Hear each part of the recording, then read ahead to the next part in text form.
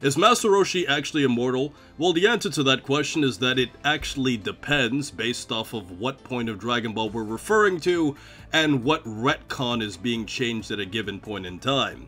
Mike, take it away. Hey guys, it's Mike here. So the first example of Master Roshi's immortality being discussed in the original Dragon Ball story comes after Goku helps Turtle to find his way home. At this point, Roshi came to give him a reward, which was to be blessed with immortality by the immortal Phoenix, who is implied to have given this gift to Master Roshi and Turtle.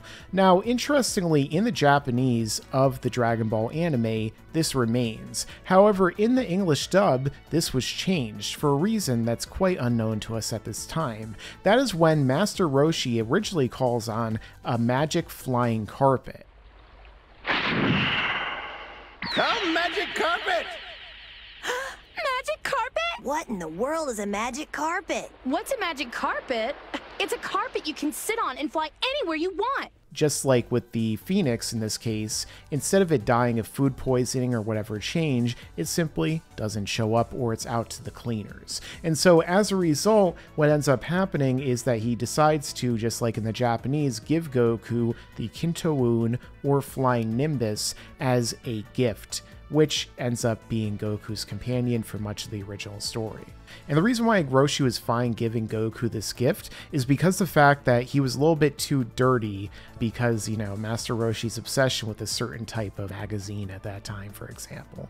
And because of this, he was too impure to actually ride it himself. So now that we've established Master Roshi's immortality in the first part of this video, we now move on to a section where Master Roshi retcons his own immortality. And basically what had happened is that Master Roshi and Tien were getting ready to confront King Piccolo. And during all of this, Master Roshi makes a statement to Tien that he won't die against King Piccolo because he drank from the Fountain of Youth. And because of the statement that Master Roshi made, it made Tien feel a lot more confident about the situation. But then something proceeds to happen next. Master Roshi, understanding that Ten Shenhan, Tien stood absolutely no chance against him, he uses some type of handheld gas to basically knock Tien out briefly and drags him into a cave. But right after this, Master Roshi makes the defining statement where he says, "I'm just as immortal as you, tough guy. Still, I'm the only one who stands a chance against King Piccolo," because obviously Master Roshi has the Mafuba, and he clearly understands at this moment that that's the best chance to defeat him, and if he were to fail, then Tien would still be alive. Now, something else too that's really interesting is that Master Roshi also changes how he got immortal, because he says, "I drank from the Fountain of Youth," when he says, "I won't die." I appreciate your concern for my safety, but I've taken steps to protect myself, including a life-sustaining potion. But you can't do it! Now, like I said, with Dragon Ball, looking at the version that you're reading, you can hear some versions that say an immortal elixir, you can hear Fountain of Youth, you can hear a bunch of different things in both the anime and the manga variation, and that's basically where we have a major change in Master Roshi's immortality when he decides to confront King Piccolo. And in the fight, as you guys of course know, Master Roshi failed with the Mafuba because it wasn't successful, and because of what the energy did to his body, he actually died as a result of it, which ultimately proved that Master Roshi can die. Now, this brings up an interesting question here. What kind of immortality was it implied that Roshi had in the first place? Because the type of immortality we could probably refer to is the biological immortality, where Master Roshi is immortal, meaning that he can live forever, but he can actually die. So I think that he is immortal in the sense that you mentioned, where he can live permanently, probably stopping his aging process after a certain point, never really being able to die of old age or certain types of biological influences, perhaps even like sickness or the degradation of his organs. But at the same time, he can be killed, as we've seen happen a number of times throughout the course of the story. But either way, let's get into the next section where we're going to be discussing Dragon Ball Super, and more specifically, a type of herb that Master Roshi liked to consume that could actually give him much longer life. Something that Cheech and Chong and many other people also really like to consume on a daily basis, especially Snoop Dogg. And that is the Paradise Herb that Master Roshi requests for Goku and Krillin to go get from the Forest of Terror in order for him to be able to continue to fight against aging through its mystical strength, which allows him, according to his own words, to gain an extra 1,000 years of life by eating it. Now that's one strong edible. But this takes us directly into another change in Dragon Ball, and whether you say it's canon or not, Dragon Ball GT also had its hand on changing Master Roshi's immortality. But this was more so dealing with an implication than a direct statement, and basically what had happened is that after 100 years had passed, the narrator of Dragon Ball makes a statement that all of the major characters of the past that were alive 100 years ago, after the battle against the Shadow Dragons and the 100-year time skip, had all basically died, and Pan was the last one who was still alive. Now, if you just used that statement to guess, that would probably mean that Master Roshi was dead too. And the interesting thing about this is that if you look in Dragon Ball GT right before the 100-year time skip, you can actually see that Krillin is on Master Roshi's island as two old men, which is kind of funny because Krillin met Master Roshi as a kid. All this time passes, Krillin's an old man, and Master Roshi's an even older man, which is kind of hilarious when you consider the massive age gap, but then Krillin like caught up to him. But the point that we're trying to get at here is that with that 100-year time skip, is it possible that Master Roshi died, or the narrator just didn't mention him because he wasn't considered part of the main group of Dragon Ball fighters at that point? It's something that Dragon Ball fans have debated, and what are your thoughts on that, Mike? Yeah, overall, it definitely is an interesting question to ponder, whether or not Roshi survived the 100-year gap.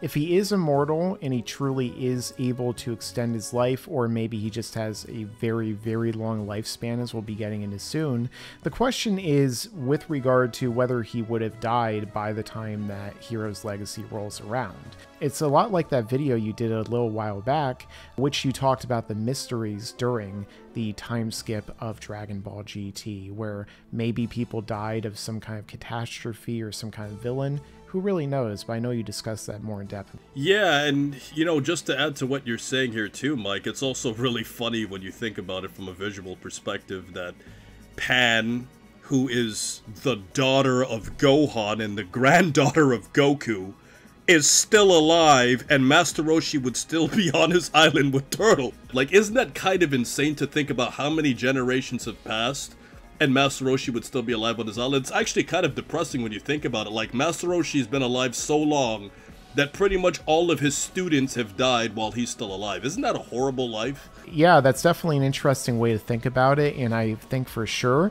another way to think about it is really any immortal character, you know, like the Supreme Kais, for example. Goku's a big part of their life right now, but they're going to live for thousands or millions of years, so he's really a blink of an eye in his entire lifespan compared to them. Which is very impressive on Goku's part, because a mortal that had an extremely small lifespan was able to get as strong as gods. But that's another conversation for another day. And this also brings up an interesting point regarding Fortune Teller Baba and her potential for immortality, because in the Dragon Ball Super anime, we see that when Krillin and Goku bump into her, she's kind of excited with regard to the Paradise Herb.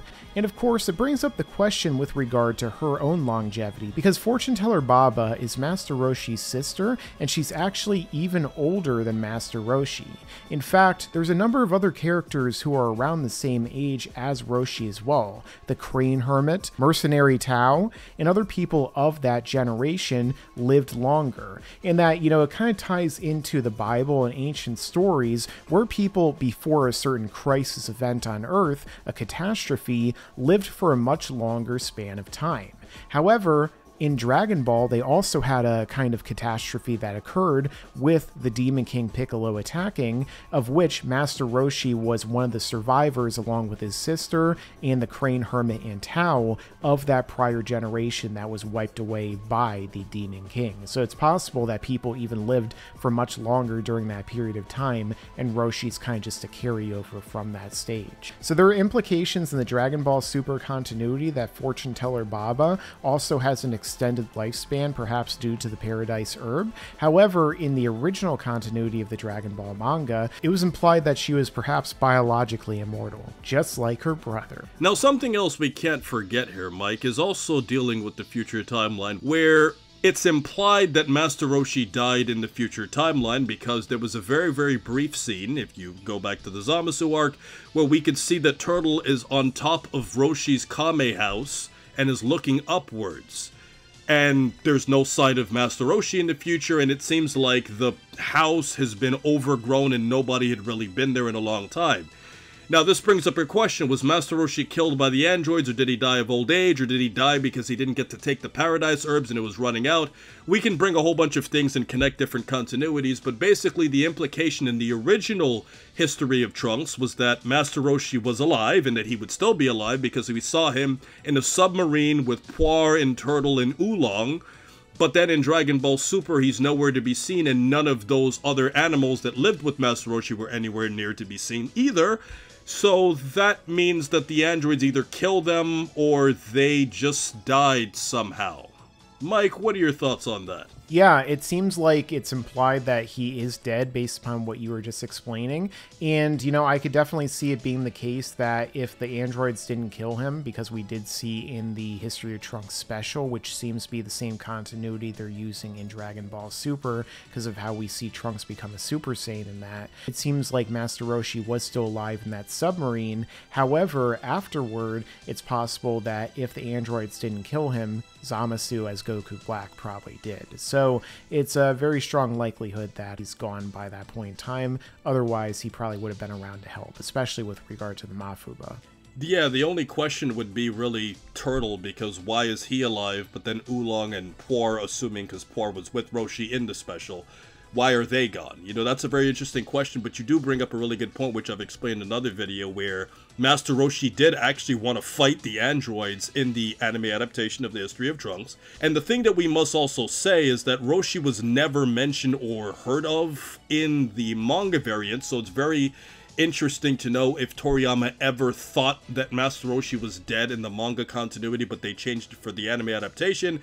But based off of the fact that Master Roshi actually wanted to fight the androids, it might have been possible that at some point he attempted to go and stop them with maybe the Mafubo or something like that, or maybe even Zamasu, and he was unsuccessful in doing so. So it could be a situation where the reason why Turtle is alive is because Roshi left the island to actually face one of these threats and was killed off screen. So make sure you check out Mike from Laughingstock Media in the description. And make sure to stick around, because there's a lot more to come in the future. Yeah, and you better subscribe. You're definitely gonna like the topic Future Roshi, where we discuss what Master Roshi's life was like in the future timeline, and we go more in depth about whether or not the Mafuba would have worked on the androids. You're also gonna like the end of Dragon Ball GT 100 Year Mystery that discusses Master Roshi's fate in a part of the video, and in addition to this, 10 times that Master Roshi went too far.